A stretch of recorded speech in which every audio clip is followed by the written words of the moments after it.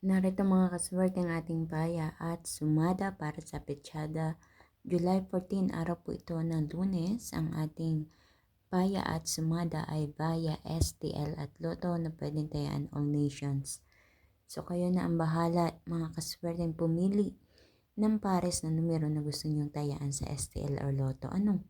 So nakikita nyo naman dito sa ating rumble numbers 22, 4, 28, Gs, 37, 26, 20, at 2. Para naman dito sa kabila ang 8, 17, 35. Ayan. So yung mga rumble numbers na yan mga kaswerte, alam nyo na ha kung saan ko yan kinuha. Yan ay ayon sa aking kalkulasyon sa pitsada. At yung mga lumabas na number na yun ay sinamahan ko ng paya at sumanda. Kaya naman pinagsama-sama ko na dyan sa ating rumble numbers. Ang ating butas or ipit na numero ay 36, 3, 27, 21 at 9. Para naman sa ating lucky pampiang ang 13, 13, Gis, Gis. At sa ating lucky tips pares ang 17, 28, 20, Gis, 3, 27 at 9, 21. Sa mga kaswerte, ilan lang yan sa mga numero na inyong mapagpipilian ngayong araw po ng Lunes.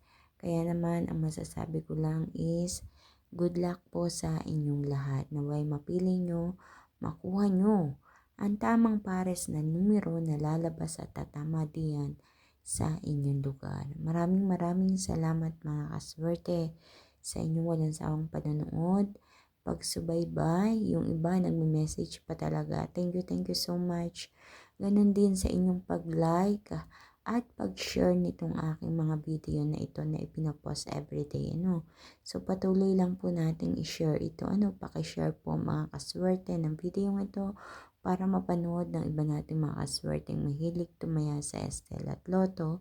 Naway tumama din sila katulad ng mga iba nating kaswerte na nakatama na So congratulations po sa lahat ng mga kaswerteng nakapili ng tamang pares na tumama sa kanilang lugar.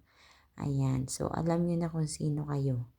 And please don't forget to follow or subscribe my YouTube channel at Facebook page na may OFW Live para updated po kayo palagi sa lahat ng aking mga ipinapost na video dito.